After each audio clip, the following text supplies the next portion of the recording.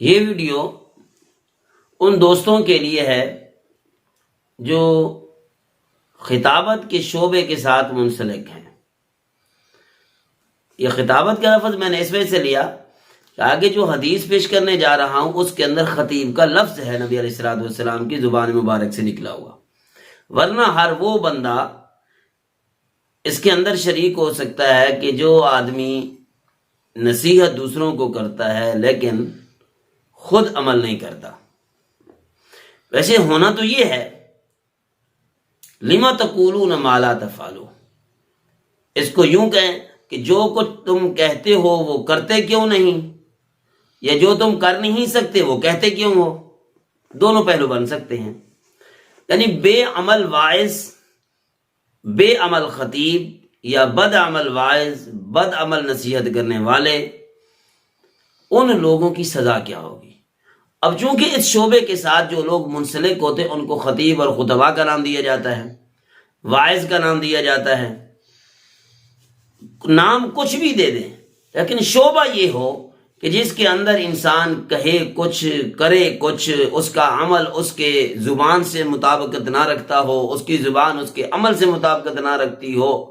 ممبر پہ کچھ کہتا ہو، ممبر سے اترنے کے بعد پھر کچھ کرتا ہو۔ ایک ہے تھوڑا بہت کہیں اختلاف ہو جائے، ایک ہے بہت ہی زیادہ زندگی کے اندر یہی رویہ ہو کہ ممبر پہ کچھ کہے، نیچے اتر کے کچھ کہے۔ ویسے اتنا بھی نہیں ہونا چاہیے کہ جو آدمی دوسروں کو نصیحت کرتا ہے اس کی کم از کم زندگی اپنے قول کے مطابق تو ہونی چاہیے نا۔ حدیث مبارکہ کی اصطلاح کے اندر ایسی حدیث کہ جس کا راوی اگر روایت کرے اس کے مطابق اس کا عمل مخالفت میں ثابت ہو تو ایسی حدیث کو منکر کہا جاتا ہے۔ تو اگر واعظ کا عمل اس کی مخالفت میں ہے،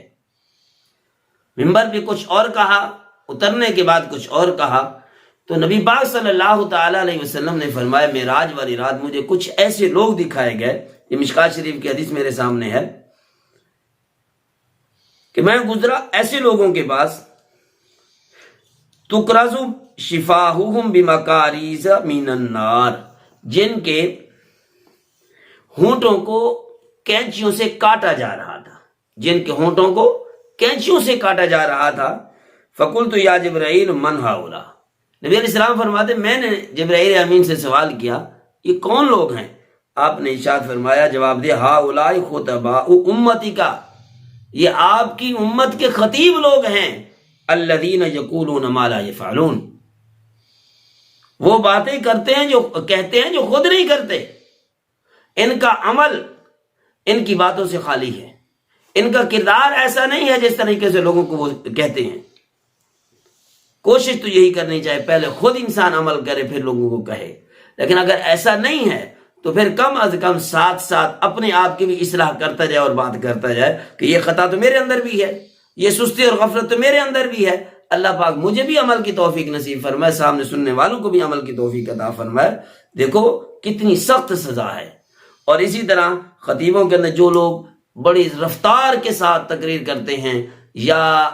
ایسے انداز میں تقریر کرتے ہیں، ایسے مشکل الفاظ بولتے ہیں کہ ہم عوام کے کچھ پلے ہی نہیں پڑتے، اوپر سے ہی گزر جاتے ہیں، اس کے لیے بھی نبی پاک صلی اللہ علیہ وسلم نے بھی وعید فرمائی ہے۔ فرمایا اللہ پاک کے نزدیک وہ شخص بڑا ہی ناپسندیدہ ہے کہ جو اپنی بڑی فصاحت و بلاغت کے ساتھ گفتگو کرے اور اپنی باتوں کو، اپنی زبان کو لپیٹ لپیٹ کر وہ باتیں کرے، ایسے باتیں کرے جس طریقے سے گائے چارہ کھاتی ہے اپنی زبان کے ساتھ، تیز تیز کھاتی ہے، وہ تیز تیز بولتا ہے، اور فصاحت و بلاغت کے اندر اتنا کہ سر کے اوپر سے باتیں گزر جائیں، کچھ سمجھ نہ آئے، تو ایسا بندہ بھی کوئی محبوب نہیں ہے اللہ کے نزدیک۔ ہاں عوام کو بات سمجھ آ رہی ہے تو پھر ٹھیک ہے، پھر سمجھ بھی رہے ہیں، رفتار اگر کچھ تیز بھی ہو جائے تو کوئی حرج نہیں ہے، لیکن اگر سمجھ نہیں آتی تو پھر ایسا بندہ اللہ کے ہاں پسندیدہ نہیں ہے۔ کیونکہ ہمارا مقصد یہی ہے کہ لوگوں کو سمجھانا، ہمارا مقصد یہ ہے کہ ہمارے دل کے اندر جو اچھی بات آئی ہے، ہمارے دماغ میں جو اچھی بات ہے، دوسرے آدمی بھی اس پر عمل کرنے والے بن جائے۔ اگر صرف خطیب اپنی خطابت چمکا کے چلا جائے، سرے سے اتر جائے، عوام کے پلے کچھ بھی نہ پڑے، تو اس خطابت کا تو عوام کو کوئی فائدہ نہ ہوا۔ ان چیزوں کو سمجھنا چاہیے، ایسا نہ ہو ہم عوام کا وقت بھی لیں، ان سے پیسے بھی لیں، اور آگے ہمارے لیے بھی سزا تیار ہو۔ اور دنیا کے اندر ان بیچارے عوام کے پلے کچھ نہ پڑے، تو نقصان ہی نقصان ہے اور خسارہ ہی خسارہ ہے۔